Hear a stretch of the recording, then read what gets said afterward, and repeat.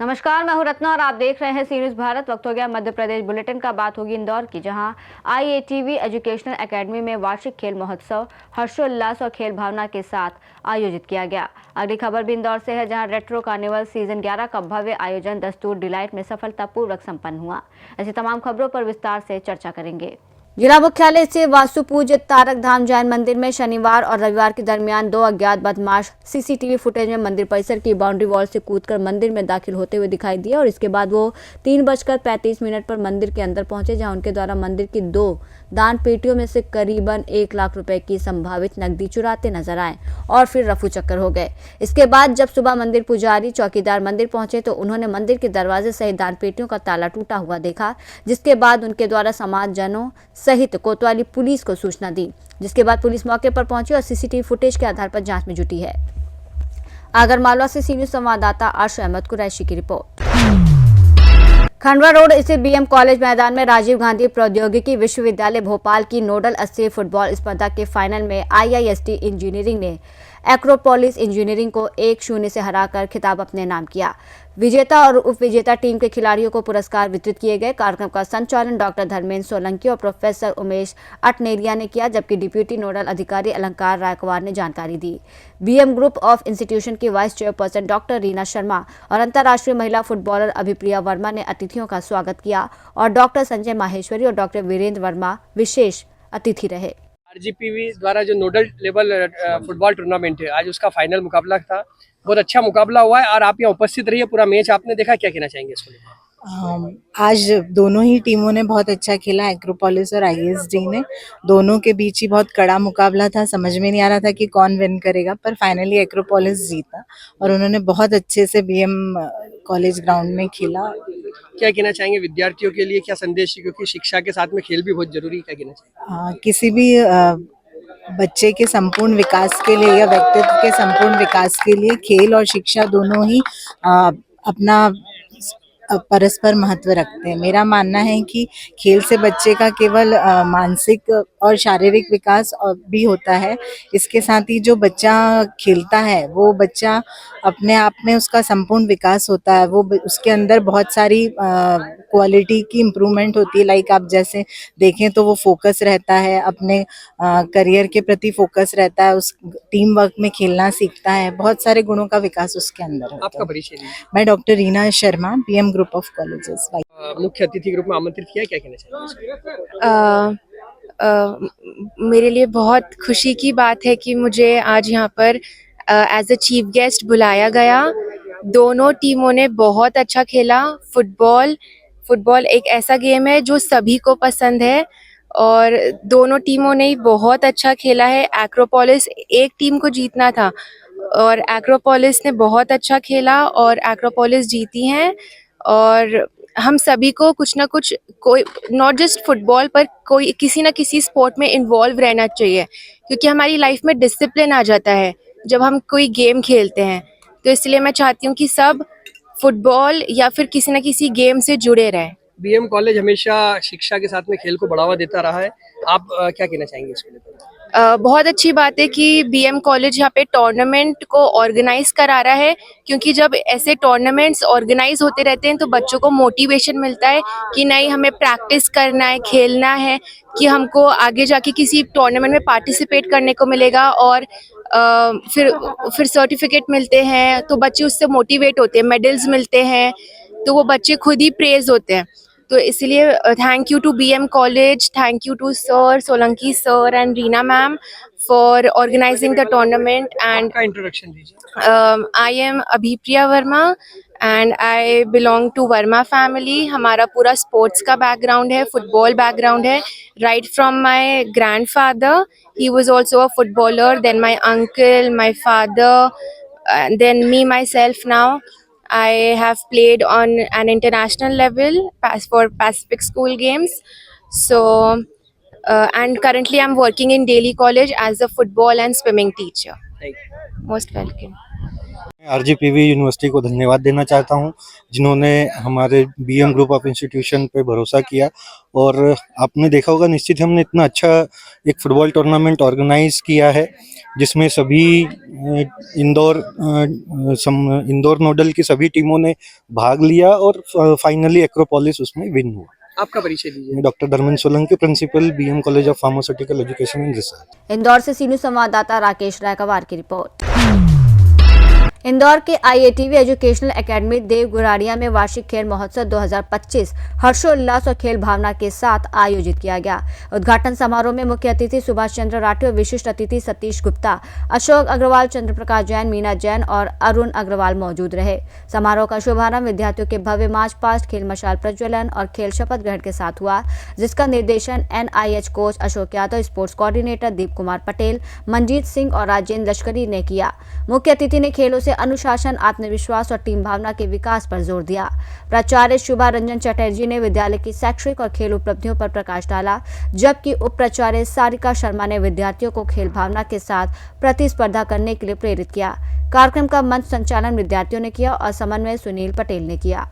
ये प्रतिवर्ष हम स्पोर्ट मीट जो करते हैं, बच्चों को खेल के प्रति जागृत करते हैं।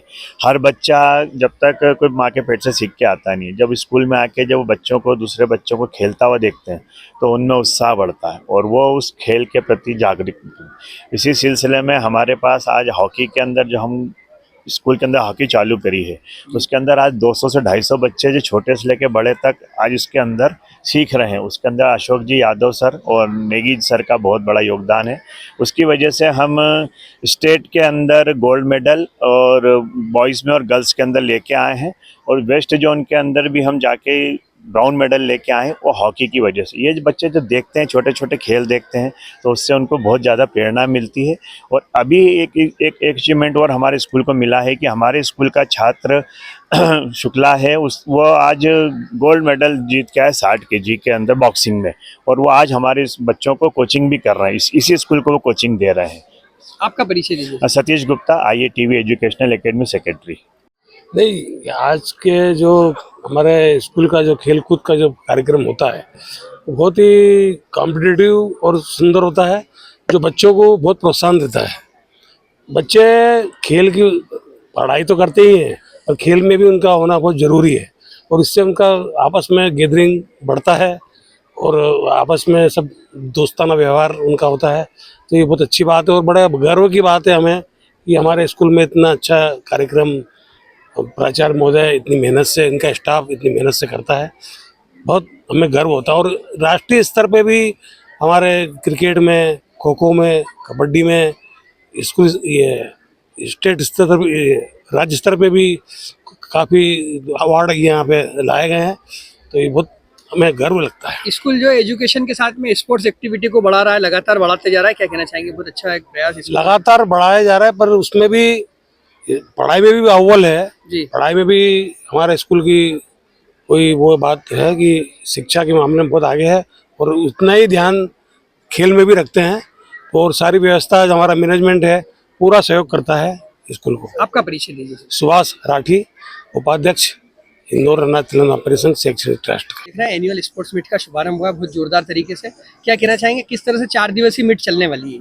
हाँ जी, हमारे सबसे पहले हम आप सभी को बहुत बहुत बधाइयाँ देना चाहेंगे, और यही कहना चाहेंगे कि प्रतिवर्ष हम ये वार्षिक खेलकूद का आयोजन करते हैं, जिसमें हमारे बच्चे हाउस वाइज बढ़ चढ़कर हिस्सा लेते हैं, और 6 तरह की टीम गेम्स इसमें होते हैं। टीम गेम्स में क्योंकि कोऑर्डिनेशन की भावना, आपसी एक दूसरे में सामंजस्य की भावना, सारे तरह की जितनी स्किल्स हैं ये डेवलप होती हैं, जिसके लिए हम की इसमें खो खो, कबड्डी, वॉलीबॉल, देन हमारा हॉकी है और फुटबॉल, ये इस तरह की टीम गेम्स को हमने इंट्रोड्यूस किया हुआ है। आज हमारी ओपनिंग सेरेमनी है, जिसमें ओपनिंग सेरेमनी में आप देखेंगे कि बच्चे जो हैं, आज कबड्डी का हमारा 2 हाउसेस का कंपटीशन होना है, और उसमें हाउसेस में से निकल के वो आगे सेमीफाइनल के लिए क्वालिफाई करेंगे। और उसी तरह से आज खो खो का भी है। ये 2 गेम आज हो जाएंगे।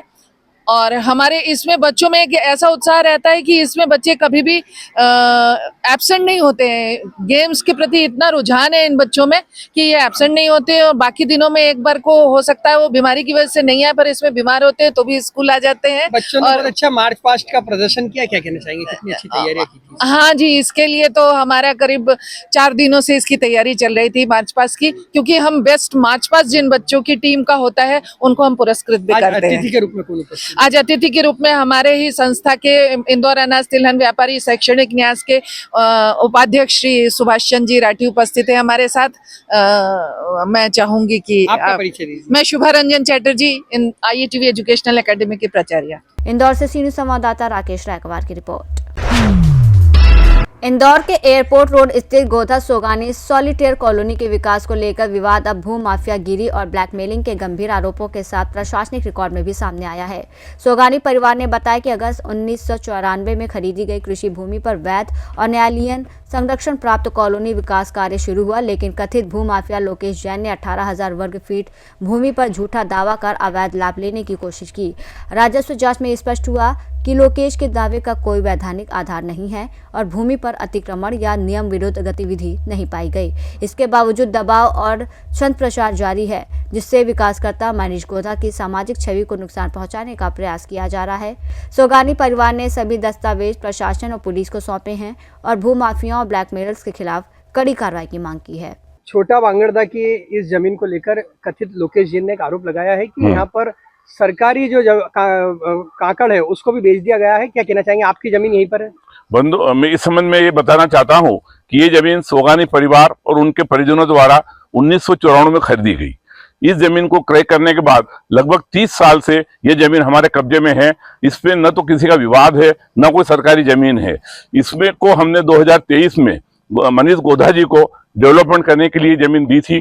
जमीन करने के बाद जैसे उन्होंने अपना काम शुरू किया, एक ब्लैकमेलर लोकेश जैन, जिसका काम ही लोगों को परेशान करना, चंदा वसूल करना, गुंडागिर्दी करना है, उसके द्वारा इस जमीन के पास की एक जमीन अभिषेक डोसी से क्रय करना दिखाया और उसने कहा कि 18,000 फीट जमीन ये मेरी है।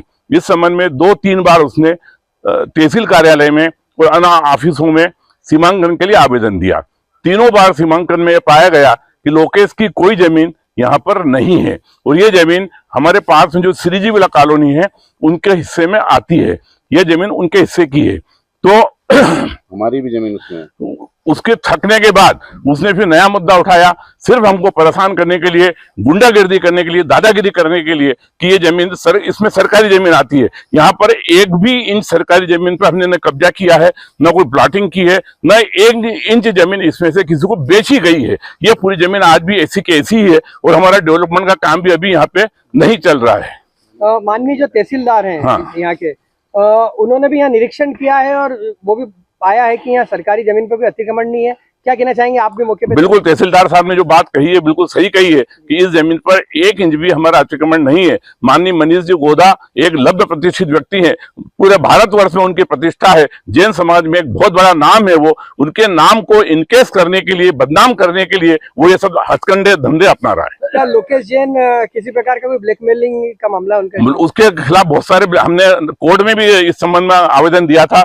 और उसके खिलाफ हमें निषेधाज्ञा मिली। उसने जब हमारी जमीन पर अतिक्रमण किया या कोई अनैतिक कार्य किया, हमने पुलिस थाने को, IG को, DIG को सबको प्रतिवेदन दिए हैं और समय समय पर उसके खिलाफ कार्रवाई भी इन सब कार्यालयों द्वारा भी की जा रही है। अब आगे क्या रुख रहेगा आपका इस पूरे मामले में? अब इस प्रकरण में आगे यह है कि जैसे ही हमको क्लियरेंस मिलता है हम अपना काम शुरू करेंगे। अभी थोड़ा इस संबंध में उसने जो झूठे सच्चे आवेदन दिए हैं उन आवेदनों के आधार पर सरकारी विभागों द्वारा अभी इस पे अस्थायी रोक लगाई गई है। जैसे ही रोक हटती है और इस संबंध में प्रतिवेदन आता है हम अपने डेवलपमेंट का काम शुरू करेंगे। आपका परिचय दीजिए।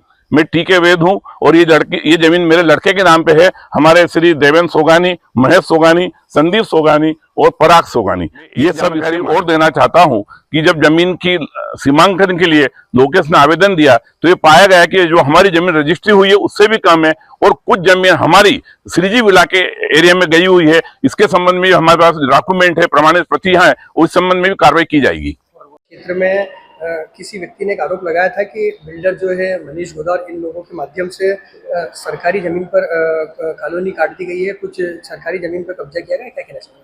देखिए, जो छोटा बांगड़दा के संबंध में एक श्री लोकेश जी जैन है, उनके द्वारा शिकायत की गई थी कि सर्वे नंबर 111/1/2 2-3 बटेंकन है, उसमें संबंध में कि इनके जो सोगानी जी हैं, देवेंद्र सोगानी, और 2-3 काश्तकार और हैं, उसमें डेवलपर मनीष गोदा जी हैं, उनके द्वारा शासकीय भूमि पर अतिक्रमण करने संबंधी शिकायत की गई थी।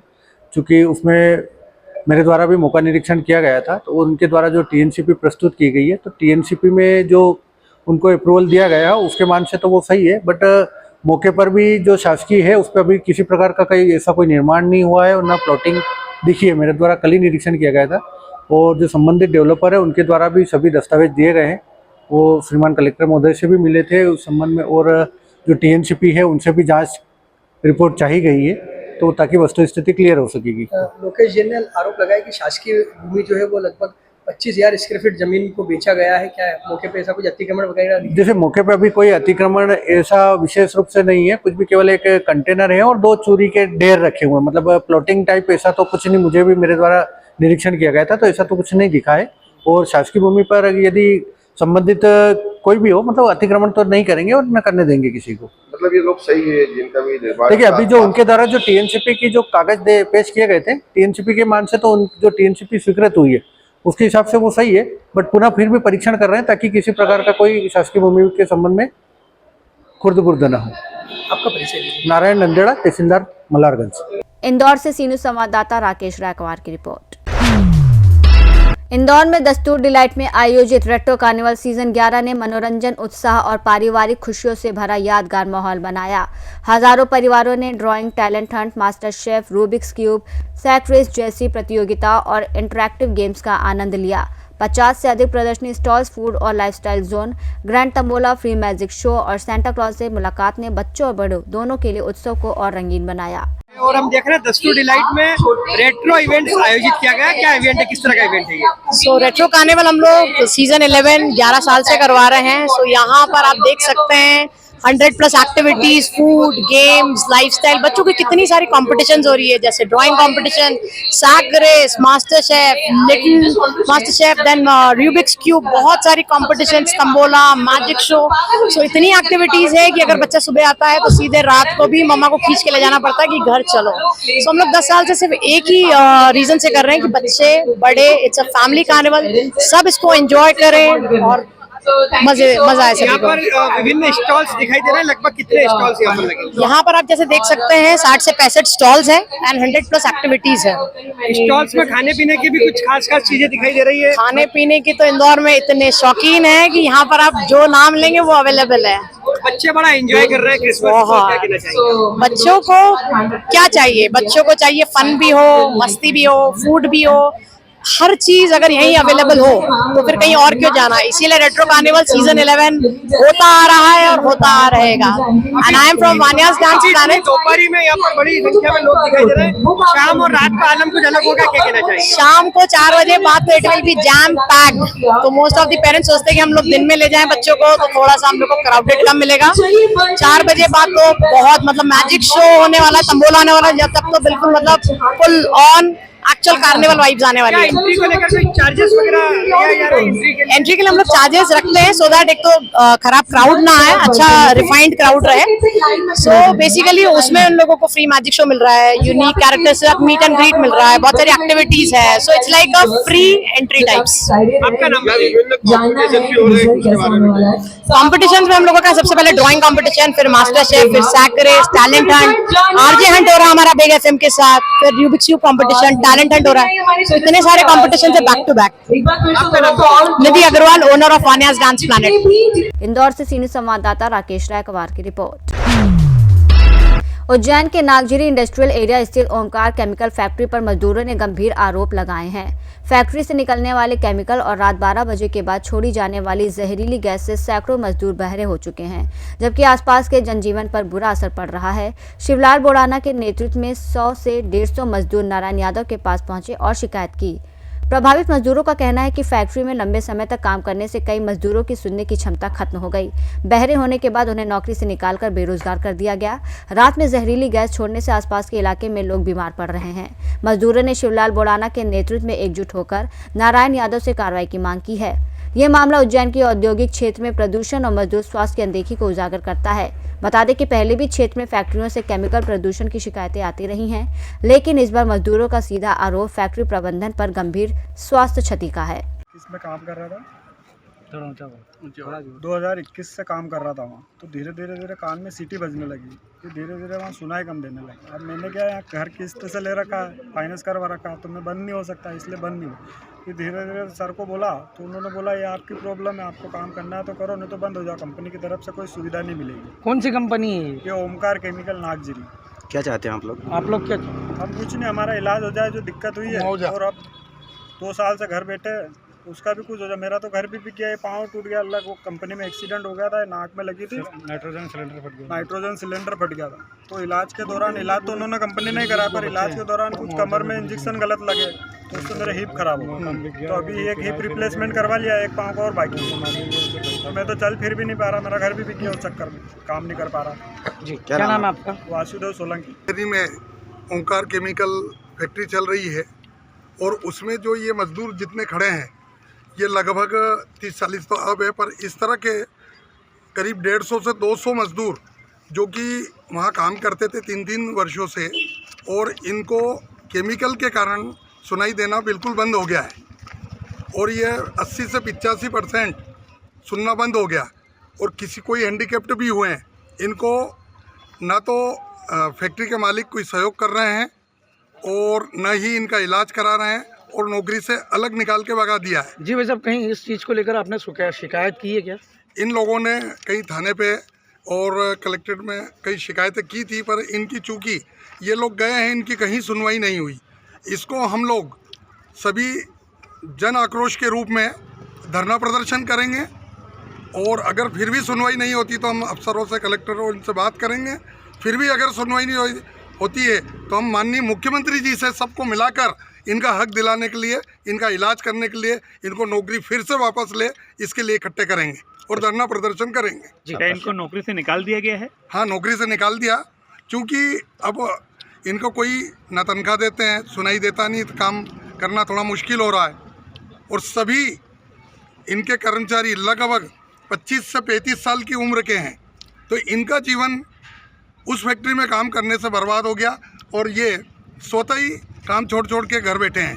जी, क्या नाम है आपका? मेरा नाम शिवलाल बोराना है, मैं भारतीय जनता पार्टी में प्रदेश कार्यकारिणी मेंबर हूँ। उज्जैन से सीनियर संवाददाता यशपाल दीक्षित की रिपोर्ट। नलखेड़ा तहसील के सुई गांव में ग्रामीणों को सड़क पर गंदे पानी और नाली की कमी से लंबे समय से परेशानी का सामना करना पड़ रहा है। गांव की मुख्य सड़क से बगलामुखी मंदिर भी जाता है, जिससे न केवल गांव के लोग बल्कि मंदिर आने वाले श्रद्धालु भी असुविधा का सामना कर रहे हैं। ग्रामीणों का कहना है कि सड़क पर नाली नहीं होने के कारण गंदा पानी जमा रहता है, जिससे सड़क पर चलना मुश्किल हो गया है और स्वास्थ्य संबंधी समस्याएं भी उत्पन्न हो रही हैं। ग्रामीणों ने प्रशासन से जल्द नाली निर्माण कर समस्या का समाधान करने की मांग की है। गांव है ये सुई गांव है ना, और ये सालों से समस्या है ये। आप क्या चाहते हैं कि आपकी समस्या का समाधान हो जाए जल्द से जल्द? और ये बगलामुखी रोड जाता है, ये आने जाने वाले भक्तों को, यात्रियों को भी परेशानी का सामना करता है कि बहुत सी गाड़ियों इसमें उतर जाती है तो छींटे भी उड़ते हैं कपड़े पे, आप बैठ तो आपके ऊपर भी उठते हैं। नलखेड़ा से सीनियर संवाददाता इमरान लाला की रिपोर्ट। खबर मध्य प्रदेश के रीवा जिले के सिविल लाइन थाना क्षेत्र से है, जहां बियर बार एलवी सिंह में देर रात करीब 12 बजे फायरिंग की सनसनीखेज घटना सामने आई है। बार में कार्यरत कर्मचारी जमुना सिंह बघेल को आरोपी ने 3 राउंड फायरिंग की, जिनमें से 2 गोलियां उनके शरीर में लगी। घायल को गंभीर हालत में अस्पताल में भर्ती किया गया। बताया जा रहा है कि जमुना सिंह नाइट क्लब में कर्मचारी हैं, जबकि उनकी पत्नी पूजा सिंह संजय गांधी अस्पताल में गार्ड के पद पर कार्यरत हैं। घटना के बाद सिविल लाइन पुलिस ने घटना को संज्ञान में लेते हुए आरोपी को हिरासत में लिया है और मामले की जांच जारी है। क्या नाम है आपका? पूजा सिंह बघेल। क्या घटना हुई? घटना हुई सर, वो ड्यूटी से मतलब 12 बजे आते हैं, हम लोग फोन लगाए, बेटी फोन लगाई कि पापा आप आ रहे हो। वो पहले तो 10 बार फोन लगाई, उन्होंने रिसीव ही नहीं किया। 10 बार के बाद फिर फोन लगाई तो रिसीव किए, तो बोले कि गोली लगी है बेटू, मम्मा को भेज दो जल्दी से होटल। बिट्टी बोलती है कि पापा आप मजाक कर रहे हैं, ड्रिंक किए हैं क्या पापा? तो बोलते हैं नहीं बेटी गोली लगी है। फिर हम फोन उठाए तो बोलते हैं कि हमको गोली लगी है, एलबी सिंह ने गोली मारा है। किसने मारा था? ये एलबी सिंह, ये कौन है?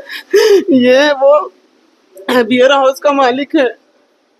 ये वहाँ काम कर रहे थे? हाँ, वहाँ काम करते, वो उसकी बिल्डिंग है, उसको चलाते हैं जित्तू सिंह हिरगांव के, और वहाँ उनके जित्तू सिंह के अंडर में वो काम करते थे। नहीं तो क्या बातचीत क्या हुई? कोई बातचीत नहीं हुई सर। वो रोज ड्यूटी जाते थे 11 बजे और 12 बजे रात को आते थे।